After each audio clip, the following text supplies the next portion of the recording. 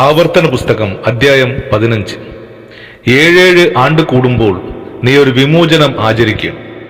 വിമോചനത്തിന്റെ ക്രമം എന്തെന്നാൽ, കൂട്ടുകാരന് വായ്പ കൊടുത്തവനെല്ലാം അത് ഇളച്ചു കൊടുക്കണം.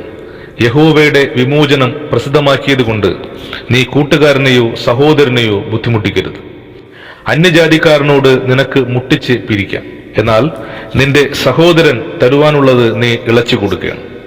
ദരിദ്രൻ നിങ്ങളുടെ ഇടയിൽ ഉണ്ടാകയില്ലതാൻ. നിന്റെ ദൈവമായ യഹോവയുടെ വാക്ക് നീ ശ്രദ്ധയോടെ കേട്ട് ഇന്ന് ഞാൻ നിന്നോട് ആജ്ഞാപിക്കുന്ന സകല കൽപ്പനകളും പ്രമാണിച്ച് നടന്നാൽ നിന്റെ ദൈവമായ യഹോവ നിനക്ക് അവകാശമായി കൈവശമാക്കുവാൻ തരുന്ന ദേശത്ത് നിന്നെ ഏറ്റവും അനുഗ്രഹിക്കും. നിന്റെ ദൈവമായ യഹോവ നിനക്ക് വാഗ്ദത്തം ചെയ്തതുപോലെ നിന്നെ അനുഗ്രഹിക്കുന്നത് കൊണ്ട് നീ അനേകം ജാതികൾക്ക് വായ്പ കൊടുക്കും, എന്നാൽ നീ വായ്പ വാങ്ങുകയില്ല. നീ അനേകം ജാതികളെ ഭരിക്കും, എന്നാൽ അവർ നിന്നെ ഭരിക്കയില്ല. നിന്റെ ദൈവമായ യഹോവ നിനക്ക് തരുന്ന ദേശത്ത് ഏത് പട്ടണത്തിലെങ്കിലും ദരിദ്രനായ സഹോദരൻ നിങ്ങളുടെ ഇടയിൽ ഉണ്ടെങ്കിൽ ദരിദ്രനായ സഹോദരന്റെ നേരെ നിന്റെ ഹൃദയം കഠിനമാക്കാതെയും കൈ അടയ്ക്കാതെയും നിന്റെ കൈ അവനു വേണ്ടി തുറന്ന് അവന് വന്ന ബുദ്ധിമുട്ടിന് ആവശ്യമായത് വായ്പ കൊടുക്കുകയാണ്.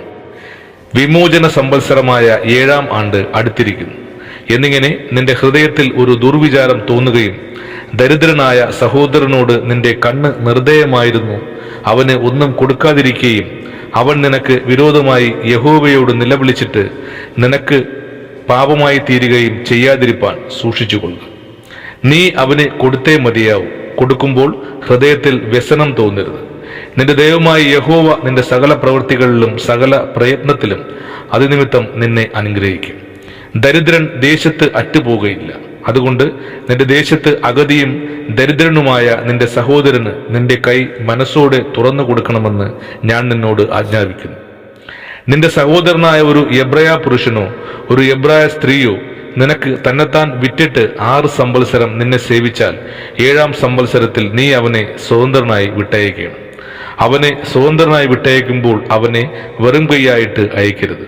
നിന്റെ ആട്ടിൻകൂട്ടത്തിൽ നിന്നും കളത്തിൽ നിന്നും മുന്തിരിച്ചക്കിൽ നിന്നും അവന് ഔദാര്യമായി ദാനം ചെയ്യണം. നിന്റെ ദൈവമായ യഹോവ നിന്നെ അനുഗ്രഹിച്ചതുപോലെ നീ അവന് കൊടുക്കണം. നീ മിസ്രയീം ദേശത്ത് അടിമയായിരുന്നു എന്നും നിന്റെ ദൈവമായ യഹോവ നിന്നെ വീണ്ടെടുത്ത് എന്നും ഓർക്കണം. അതുകൊണ്ട് ഞാൻ ഇന്ന് ഈ കാര്യം നിന്നോട് ആജ്ഞാപിക്കുന്നു. എന്നാൽ അവൻ നിന്നെയും നിന്റെ കുടുംബത്തെയും സ്നേഹിക്കൊണ്ടും നിന്റെ അടുക്കൽ അവന് സുഖമുള്ളത് കൊണ്ടും ഞാൻ നിന്നെ വിട്ടുപോകയില്ല എന്ന് നിന്നോട് പറഞ്ഞാൽ നീ ഒരു സൂചി എടുത്ത് അവന്റെ കാത് വാതിലിനോട് ചേർത്ത് കുത്തി തുളയ്ക്കണം. പിന്നെ അവൻ എന്നും നിനക്ക് ദാസനായിരിക്കണം. നിന്റെ ദാസിക്കും അങ്ങനെ തന്നെ ചെയ്യണം. അവൻ ഒരു കൂലിക്കാരന്റെ ഇരട്ടിക്കൂലിക്ക് തക്കതായി 6 സംവത്സരം നിന്നെ സേവിച്ചതുകൊണ്ട് അവനെ സ്വതന്ത്രനായി വിട്ടയക്കുമ്പോൾ നിനക്ക് വ്യസനം തോന്നരുത്. നിന്റെ ദൈവമായ യഹോവ നീ ചെയ്യുന്ന സകലത്തിലും നിന്നെ അനുഗ്രഹിക്കും. നിന്റെ മാടുകളിലും ആടുകളിലും കടിഞ്ഞൂലായി പറക്കുന്ന ആണിനെ ഒക്കെയും നിന്റെ ദൈവമായ യഹോവയ്ക്ക് ശുദ്ധീകരിക്കണം. നിന്റെ മാടുകളുടെ കടിഞ്ഞൂലിനെ കൊണ്ട് വേല ചെയ്യിക്കരുത്. നിന്റെ ആടുകളുടെ കടിഞ്ഞൂലിന്റെ രോമം കത്രിക്കുകയും അരുത്. യഹോവ തിരഞ്ഞെടുക്കുന്ന സ്ഥലത്ത് നീയും നിന്റെ കുടുംബവും നിന്റെ ദൈവമായ യഹോവയുടെ സന്നിധിയിൽ വെച്ച് അതിനെ ആണ്ടുതോറും തിന്നേണം. എന്നാൽ അതിന് മുടന്തോ കുരുടോ ഇങ്ങനെ വല്ല ഊനവും ഉണ്ടായിരുന്നാൽ നിന്റെ ദൈവമായ യഹോവയ്ക്ക് അതിനെ യാഗം കഴിക്കരുത്. നിന്റെ പട്ടണങ്ങളിൽ വെച്ച് അത് തിന്നാം. പുള്ളിമാനിനെയും കലമാനിനെയും പോലെ അശുദ്ധനും ശുദ്ധനും ഒരുപോലെ തിന്നാം. അതിന്റെ രക്തം മാത്രം തിന്നരുത്. അത് വെള്ളം പോലെ നിലത്ത് ഒഴിച്ചു കളയണം. ആമേൻ.